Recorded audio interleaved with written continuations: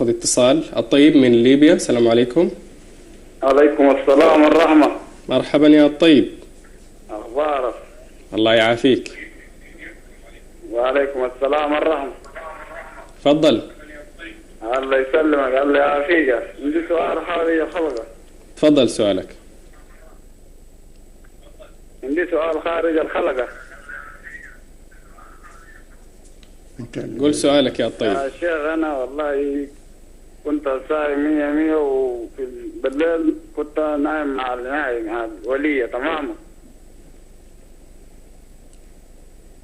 أيوة. طيب.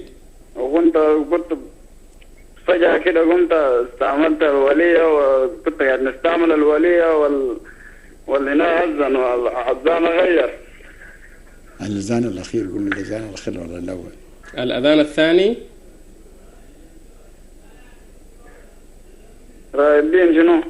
أنت ده الأذان الأولاني ولا الثاني؟ والله أنا قصدي الأذان الأولاني.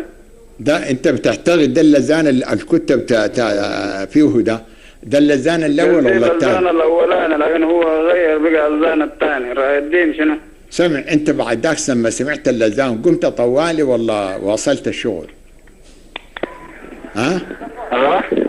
قمت طوالي لما سمعت الأذان، قمت طوالي ولا وصلت الشغل؟ لا وصلت الشغل. يبقى يقطع، لكن يا أخي يقطع صعب خلاص. إذا أنت معتقد اعتقاد جازم ده الأذان الأولاني، ويبقى هنا ده في خطأ. الخطأ ده يخليك تصوم يوم بعد العيد، تمسك لحرمة الشهر بعد العيد أنت وزوجتك تصوموا لكم يوم. ده إذا كان في اعتقادكم 100% إنه ده الأذان الأولاني ويتضح ده الأذان الثاني، يبقى في الحالة دي خطأ تقضي لكم يوم. أما إذا كان متأكد ده الأذان الأخراني ووصلت الشغل أنت وزوجتك بعد الأذان الثاني، يبقى عليكم القضاء والكفارة. عليه القضاء والكفارة، يصوم 61 يوم كل واحد فيهم.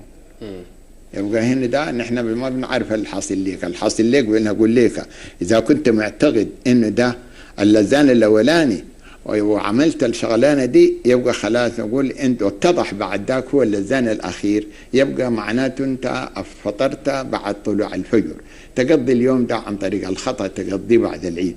أما إذا كان معتقد تمام ده الأذان الأخراني واصلت العمل بعد ما سمعت الأذان الأخراني، يبقى عليك القضاء والكفارة أنت وزوجتك الاثنين. طيب. هذا السائل محمد يقول: إمامنا يقرأ